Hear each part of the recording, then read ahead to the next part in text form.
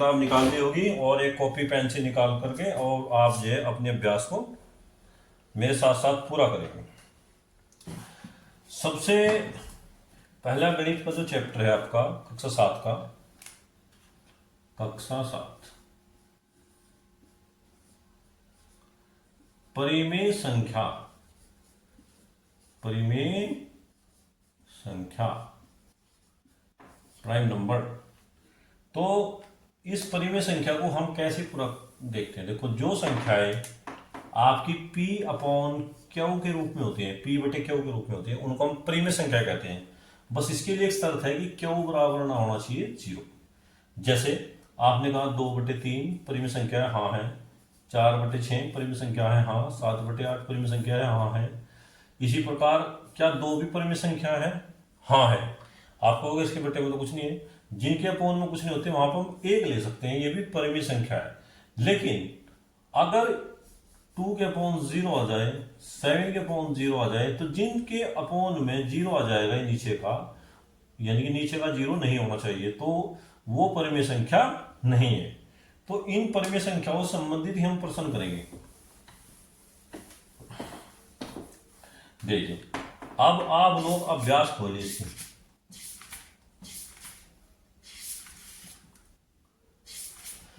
आपके अभ्यास है ए की ए। देखो, सबसे पहला क्वेश्चन अभ्यास ए की ए, अभ्यास ए की ए। सबसे पहला क्वेश्चन दिया कि निम्नलिखित पूर्णांकों को परिमेय संख्याओं के रूप में लिखिए जिनका हर एक हो। देख रहे होंगे आप अपनी किताब में जी। तो हमें निम्नलिखित पूर्णांकों को, जैसे पूर्णांक क्या दिया आपका -7, पूर्णांक क्या दिया आपका 11, पूर्णांक क्या दिया आपका 27, पूर्णांक क्या दिया आपका 45 और पूर्णांक क्या दिया आपका 71।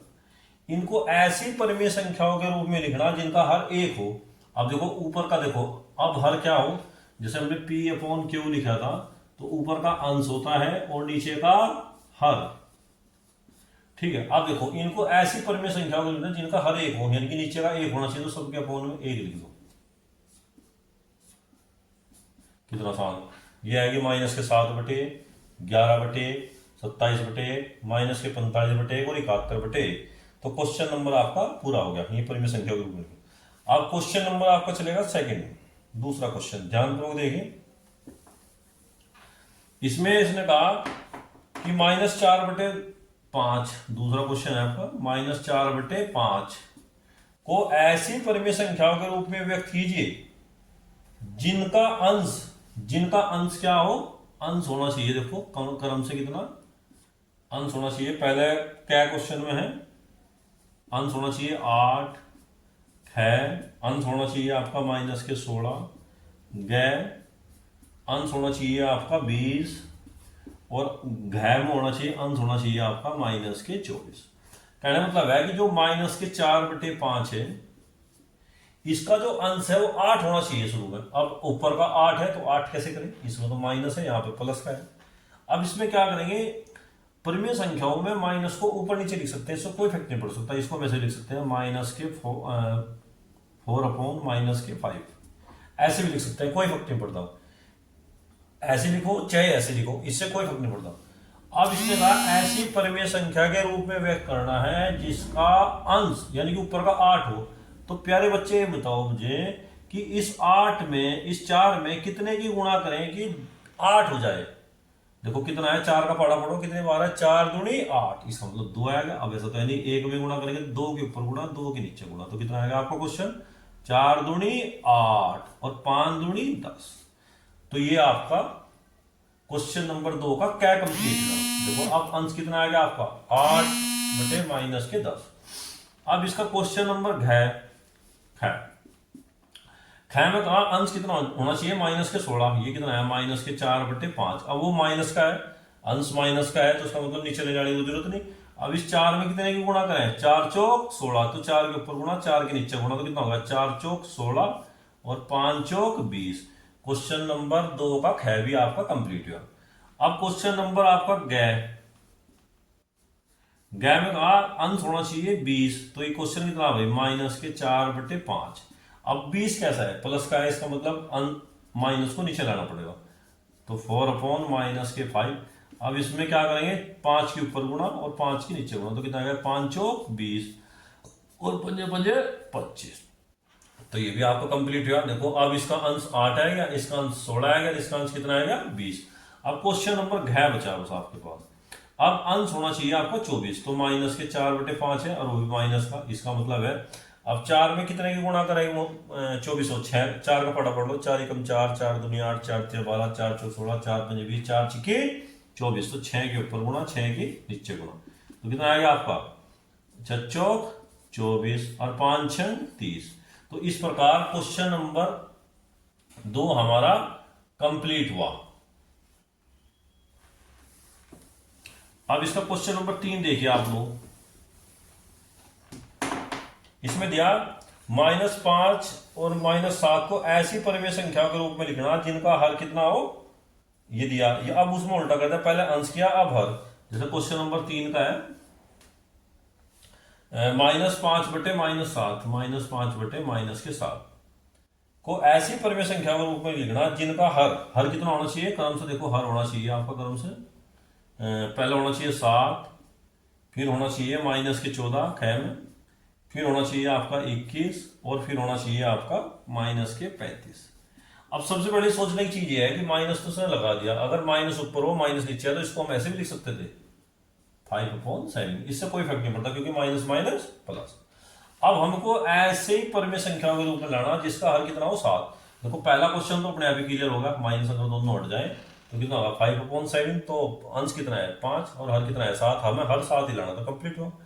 अब लाना है -14, इसका मतलब है -5/-7। अब इसमें दोनों को नहीं भगाएंगे इसमें, अब 2 के ऊपर गुणा करो और 2 की नीचे गुणा करो। जब 2 की गुणा करेंगे 5 दूनी 10 और 7 दूनी 14, तो ये आएगा आपका, देखो हर कितना आएगा -14।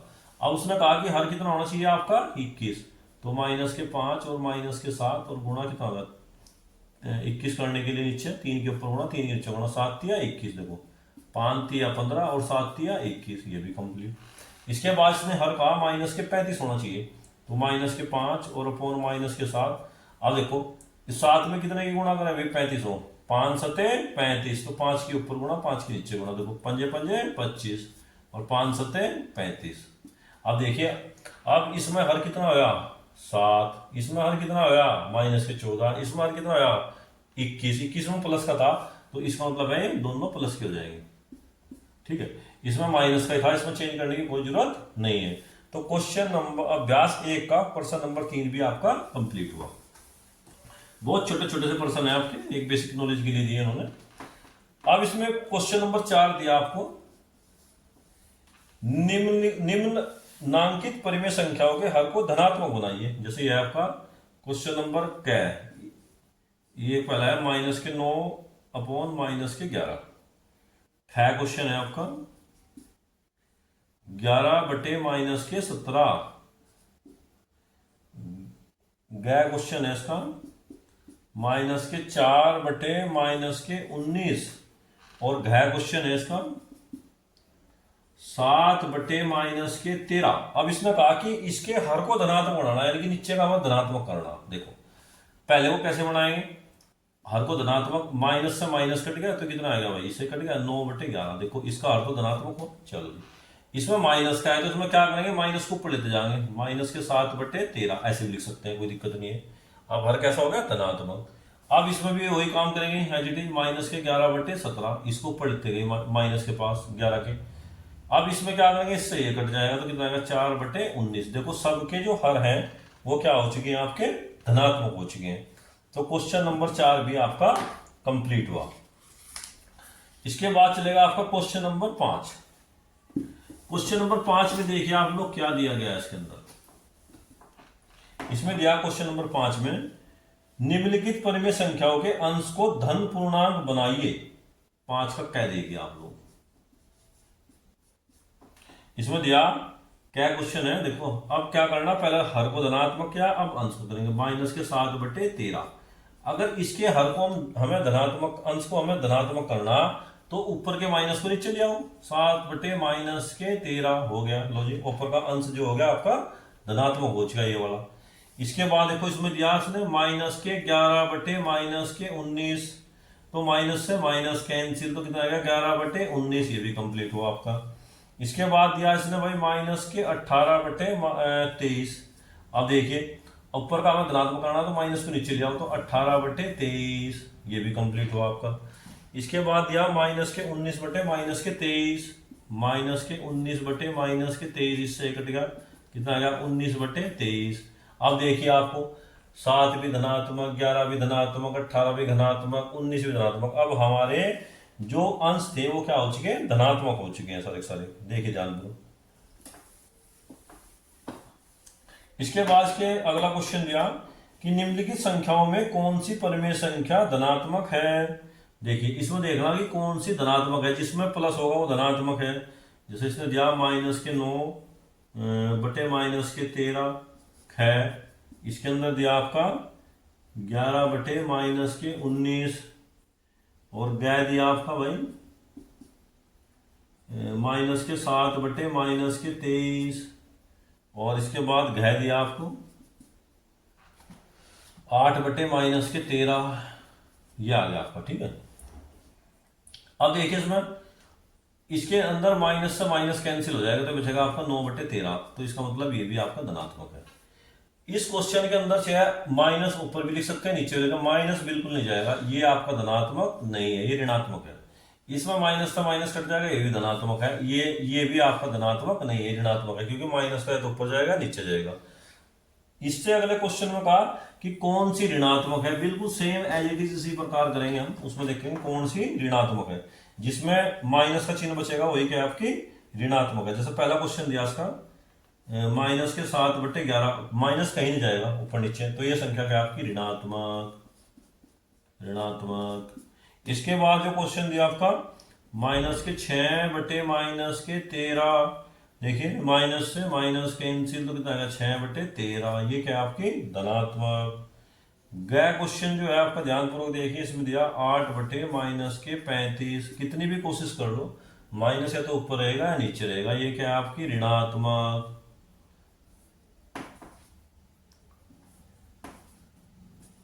ऋणात्मक। और ये क्या थी आपकी धनात्मक, आई मीन ये नेगेटिव या पॉजिटिव। ठीक है, इसी प्रकार हम देख सकते हैं। इसके बाद जो है क्वेश्चन नंबर 8 आपका, निम्नलिखित को सरल कीजिए।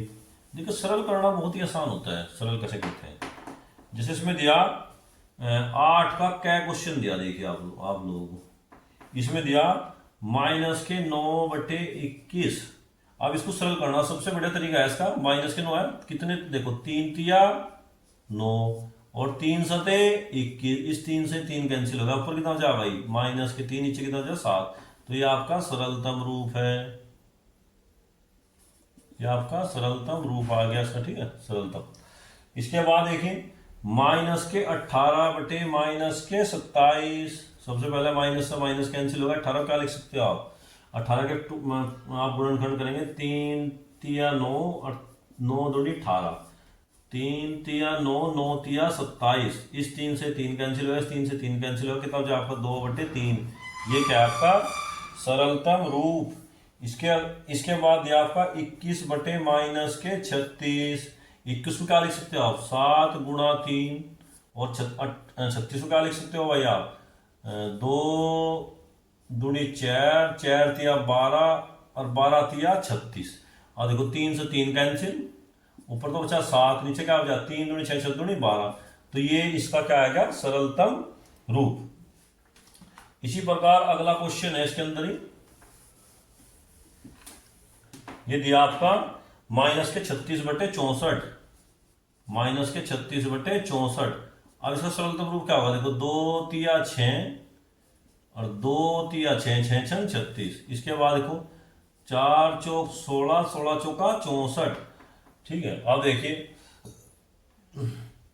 एक इसके थोड़े और टुकड़े कर लो, 2 गुणा 3 गुणा 2 गुणा 3, अब इस 4 के और टुकड़े हो जाएंगे, 2 दूनी 4, 4 को एज रख सकते हैं इसको।